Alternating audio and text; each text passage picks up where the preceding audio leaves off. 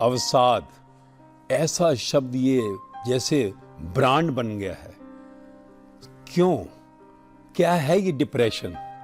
पहले ये समझना है। जब कोई विचार चलते हैं, अंदर हमारे भरते चले जाते हैं, ओवर थिंकिंग जिसको कहा, हमारा ब्रेन जो है, जो कि वाइटल पार्ट है इस शरीर का, मनुष्य देह में सबसे कीमती है, तभी हम अपनी इंद्रियों का मजा ले पाते हैं। जुबान से रस लेते हैं, कान से शब्दों का रस लेते हैं, कहीं नाक से गंध का रस लेते हैं, कहीं हाथ से स्पर्श का रस लेते हैं। तो ये रस ब्रेन से आता है।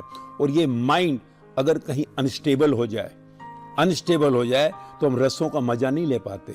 और जब रसों का मजा नहीं लेते, माइंड थक जाता है, ओवर थिंकिंग में चला जाता है, तो उसको हम कहते हैं डिप्रेशन हो गया है इसको। और स्पेशली अगर आज हम नौजवान अपने बच्चों को देखें तो देखो कैसे एक आइसोलेशन में चले जा रहे हैं, एक कॉर्नर ले लेते हैं, वो जिंदगी जी नहीं रहे, कारण डिप्रेशन हो गया। जीवन तो इंप्रेशन के लिए मिला था भाई, मनुष्य जन्म इंप्रेशन के लिए मिला है, परंतु हम डिप्रेशन होते जा रहे हैं।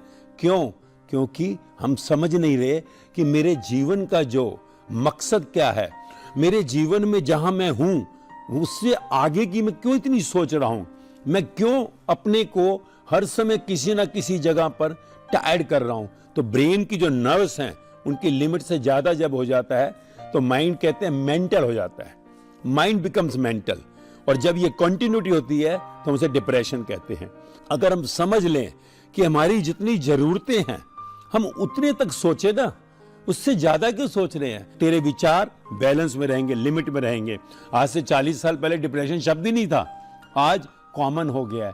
इसलिए फिर से डिप्रेशन को इंप्रेशन में लाने के लिए हमें स्पेशली अपने सब्जेक्ट को लिमिटेड करना पड़ेगा, तो जीवन अपने आप खुशहाल हो जाएगा, मौज मस्ती में आ जाएगा।